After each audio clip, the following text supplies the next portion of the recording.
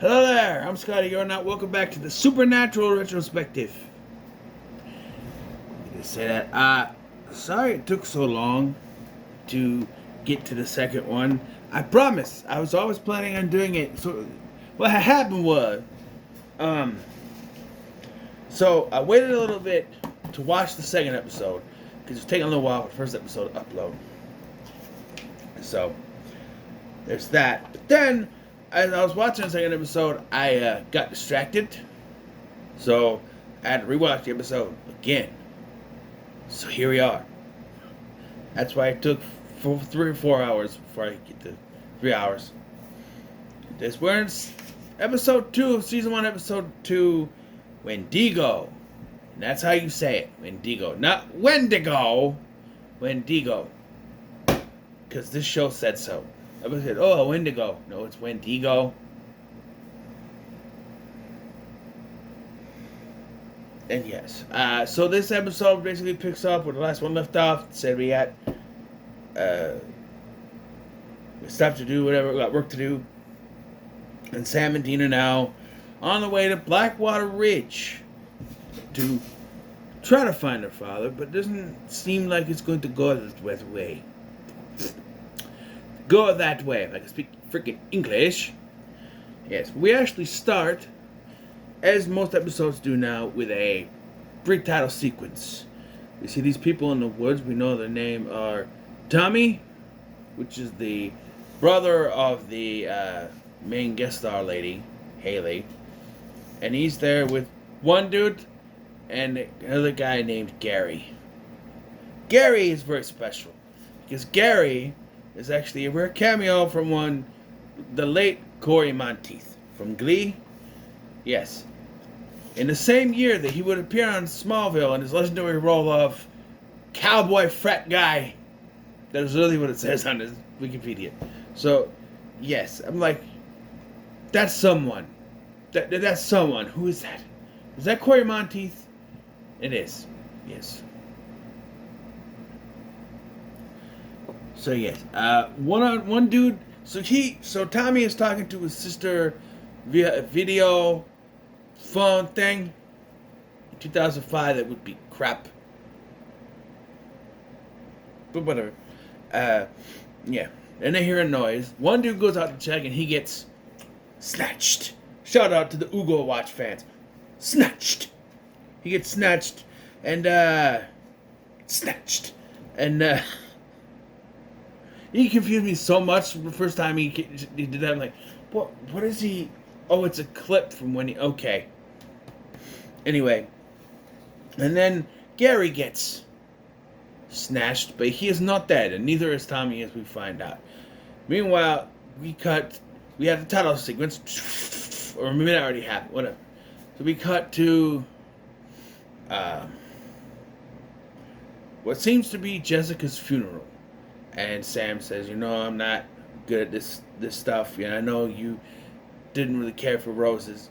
And he's talking, and he's like, he hints that there was something he could have done. Like, I wish I had, Not I'm playing this up later where he's like, I think the line is, I wish I had done something. I wish I, tried to warn you or something. I don't know, something. But that's not important till later. But then Jessica's hand comes out of the graveyard. This is not the end of Carrie. No. This is a dream or a nightmare. Sam wakes up, and we get Foreigner playing on the radio. Hot-blooded, check it and see. Got a fever of 103. It's a great jump scare to music cue. It's like, hot-blooded, check it, see. It's a great little thing. There is a lot of, especially I don't know if it gets past this season, but in this season in particular, whenever they go to the commercial, they play a chung sound to signify you're going to commercial. I think they stopped that after this season, but it is kind of annoying because, you're watching it on a Blu-ray, there's no commercials. So you go, chung, and then you just continue with the episode. It goes back. No. Whatever. Well, they are almost there to Blackwater Ridge, and they pose as U.S. Marshals. No, that was the last one. They posed as park rangers. But the guy calls their bull right away. It's, no, you're friends with this Haley chick. He's Dean, acting on his feet, goes, on his toes, whatever, goes, you got me. You got us. Yep. And he goes, oh, I told her.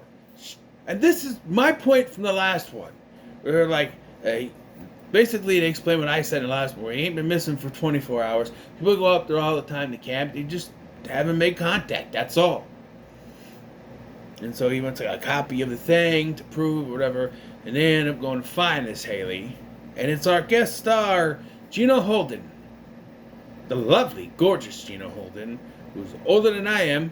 But, yeah, I think this was the first thing I saw her in, and she would be in... Yeah. She wouldn't be in Smallville till season 7, so she'd be in here. And I'm assuming she's a teenager, or at least a young adult. She plays a teenager in Final Destination 3 the following year. And then in the early 2010s, I want to say it was like 2011 or whatever that show came out, the Haunting Hour show.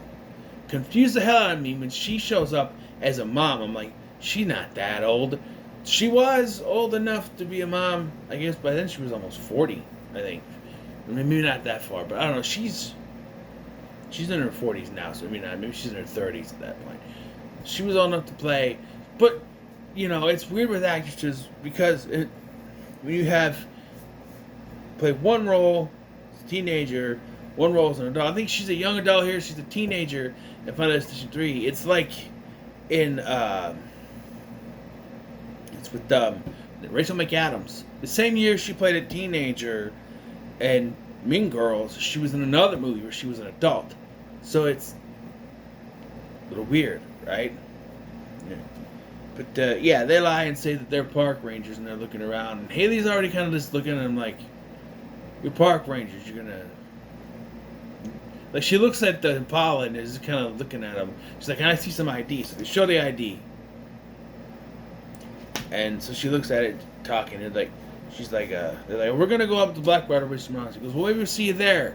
See, we're going up to find my brother. They're like, no, it could be dangerous. They don't know what it is up there.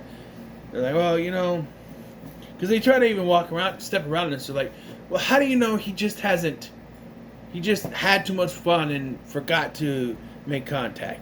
The little brother is like, he wouldn't do that. As if it's like a giant offense to not call in, and right, like as if it's a big offense to have any fun and forget to do something. Like it's something you can control, because obviously you really can't. Sometimes you forget. It happens, and then people go, "No, you did it on purpose," and then, "No, I actually forgot." Because your mind lapses, but they're like, the brother's like, he wouldn't do that. Not that he could have it if he accidentally forgot. If he forgot, then there's no control over it, you know. But no. Could be, oh, I forgot to call him earlier. It's too late now. I'll call in the morning or something, right? Then he would have called in the morning. So it's kind of like that too. Like if he forgot or it got too late, he would have called this morning or this afternoon or something, or the next morning or next afternoon or something. You know. But yeah, they're going out there.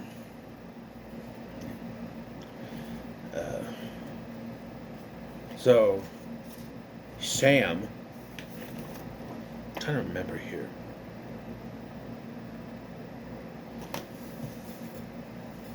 Sam wants to get this thing to kill Jessica and find their dad, but they're not exactly sure what they're going to find up there.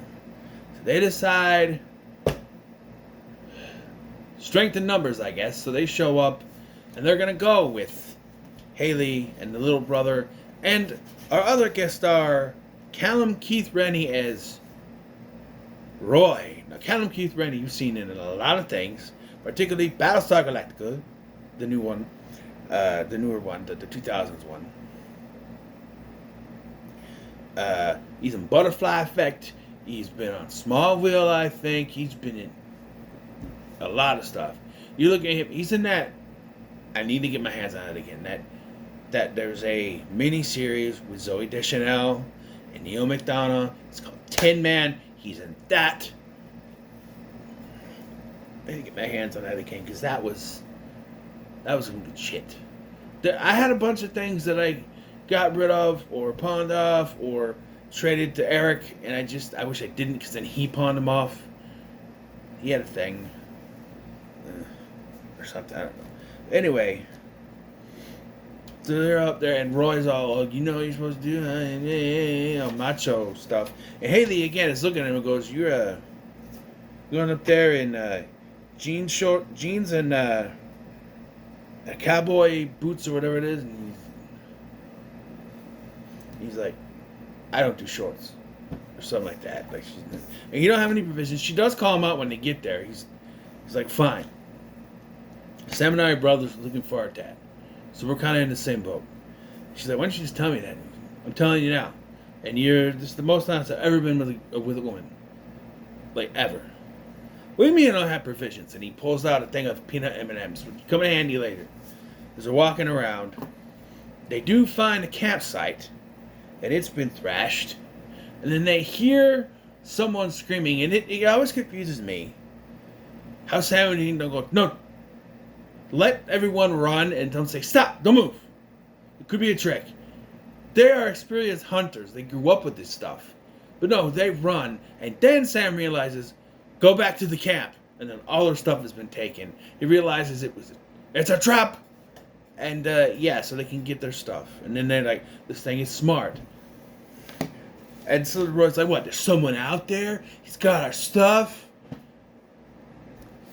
Let me tell you, Roy is destined to die. Everything he does, he contradicts everything. He thinks he's the big skill hunter. Why don't you put him with the guys from Arnold Schwarzenegger's group in Predator? He'd be just like them. Him, Billy, all of them. Ain't got time to bleed. He would fit in there, you know? He'd be a goddamn sexual Tyrannosaurus. Yeah, he'd fit in with that.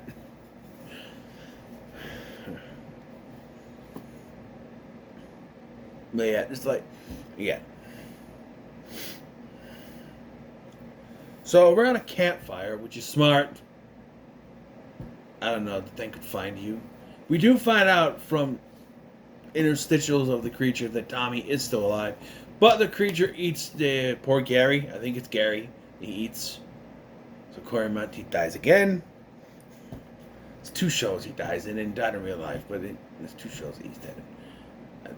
Did he die in the Smallville episode? I don't even know if he probably was a background character. He was also in Final Destination 3, by the way. He's one of the 3 guys that come up to talk to Julie and her friends at the Centennial thing. Yeah, he just stands there. His character has a name. I don't remember, but his character has a name, and I don't... Yeah, he's there. Background stuff. Well, they're talking, and Sam figures out that it's a Wendigo. He's looked it up. He's like, well, then these guns aren't going to be doing any good, because you got to set it on fire. They do explain it. How they explain it is so Wendigo is an urban legend. The Wendigo is an urban legend, especially around wooded Midwest territories like Minnesota, which is where they say it's supposed to be from, but this is Colorado, which is close to Minnesota. It's the Midwest with the forest states. It would work, right? Wendigo is an urban legend. It's one of those things. It's a creature that actually inspired Slender Man. It's tall. It's long and lanky. You know, it's one of those things. It's what inspired Slender Man. To look at the way the creature looks, it's more monstrous than Slender Man, of course, but it's an inspiration for that. And the way they tell it, it's very dark, where it's like it's a human that fed on human flesh, got stuck up here, fed on human flesh, and after a while it started to deteriorate him to turn him into some sort of a monster. It's always weird the way they explain it, but yeah, he once was human. And that leads me to this point, that in some strange way, it's kind of like how on Doctor Who, all of the things they try to explain away is it's just aliens doing stuff, right? Here, they had to explain it away as it's human or connected to humans, or it's more of have a basis in reality, like ghosts, witches, creatures of sorts, werewolves, vampires. They're all very rooted in human lore. They're all human-like. A vampire is a human that drinks blood. A werewolf is a human that is part wolf. You got ghosts, they used to be human, they're dead now. You know, that sort of thing. They don't go too far into, there's no aliens, there's no, you know, they don't go too far into that kind of lore. So, like, they keep it grounded in a way that's still explainable, a way, like, later we get skinwalkers, or shifters, where they're human, but they're able to shed their skin, and, you know, that was explaining a human. There's other things too, you know. What else? There's like other things maybe riddled in lore, like Bloody Mary, or ghosts. Like I said, there's stuff like ancient Indian burial ground, Native American burial grounds. Excuse me. Urban legends like a hook man, or even stuff like scarecrows.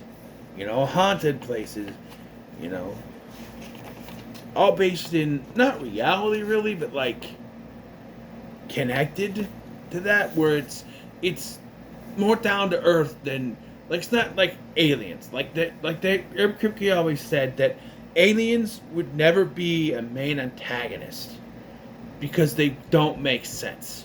They would never be an antagonist or the actual dominant episode because they don't make sense to this world. Aliens wouldn't make any sense. And other stuff like alligator in the sewer, it's an idea, but is it realistic? Not really. Not really that Weekly World News stuff, you know. So yeah, that's why they make him human, and after eating human flesh for so long, he becomes this monster. That's why what it is. Well, yeah. And they discuss, and they have a conversation, and we get another big line from the movie. Maybe this is what Dad wanted us to do, you know? Saving people, hunting things, the family business. He's like, no, I gotta find Jessica's killer, and we gotta find Dad. You know, he talks him into helping, right? And as they start their hunt, as was foretold, Roy dies. Attacked by he shoots at the Wendigo, so the Wendigo kills him. That's when they fill him in on the Wendigo. Like, well, wait, if they're keeping Tommy for food, why did they kill Roy? Well, he shot at him, so there. And then Haley and Dean get taken, but they follow the magical peanut M&Ms to find where they are, and they set the fucker on fire with a flare gun. They do that. They get them out of there, set them on fire. Boom. Dean tries to get a little favor with Haley. He's like, how can they thank you? And he's like, really? Why you gotta ruin it? And he just kind of smiles, you know. And then yeah. And so yeah, whatever we're gonna do, I'm driving. Sam says. So they're gonna have to find. They're still gonna find their dad. They're still gonna do this thing, and then we get a rush. Hey, ain't it done, but I just can't pretend. Yeah, we get rushed at the end, and yeah, I don't remember what the name of the song is, but yeah, that song. Hi, that just can't pretend. Yeah, that's the episode ends. It's a fun episode. I had to watch it twice, so my enjoyment diminished when I had to go rehear things already. But it's fine. But it's fine because all the episodes, the first 4 episodes are ones that I did not watch the most of. It's the ones I watched the least. Not because I didn't like them. Far from that. Here's why. I have had 3 copies, technically 3 copies of the first 3 seasons, and the rest of them are just 2 copies of seasons 4, 5, and 6. From 7 on, just 1 copy. Because I bought season 1 after watching the first episode of season 2. I'm watching season 2 episodes online at CW.com. Or CWT.TV or whatever it was. CWTV.com. And I had a season 1 set, and I watched that a lot. But one time I was downstairs watching it, and it wasn't on this one, it was on a later disc, and I got pissed. And back then, I would throw things. So I picked up the ottoman and flung it, and season 1 DVD happened to be on there, and that flew out, and that broke the little things that held the discs in. So season 1 kept falling down and getting scratched, and it would freeze up after, I think in the middle of this one or in the middle of the next one, it would freeze. I get the first episode and then it would freeze partway into this one, I think. I don't know. And so eventually I rebought season 1 from Walmart. But then someone stole them. Well, no. Hold on. They stole them. So I'm not going to go into the whole situation, but I trust someone I shouldn't. They stole all my Supernatural DVDs I had at the time, except for season 6, because that was in the bedroom where I had been watching it. 1 disc was missing, but that's fine. I got a replacement for season 6. So I had to rebuy the other one. So I bought seasons 1, 2, 3, 4, and 5. Right? And then this was around the time season 7 was airing, so I bought 7, 8, and 9 whenever they were coming out. And then I decided I want to re-get all these seasons on Blu-ray. And I stopped with 4. I got 1, 2, 3, and 4 from FamilyVideo.com, and I stopped because they're not cheap to get the Blu-rays. So I figured I'll just keep these, and then actually I got 1, 2, and 3 on Blu-ray, not 4. 1, 2, and 3. Season 1, 2, and 3 on Blu-ray. So yeah. So let's rate the episode. I'm gonna give it 3.5 Impalas out of 5. I think it's good. It's not as good as the last one, but it's fine. So, what are your thoughts on the episode? Leave comments below. Let me know in the comments below. Thank you for watching. I'm Sky, and I'll see you in the next one.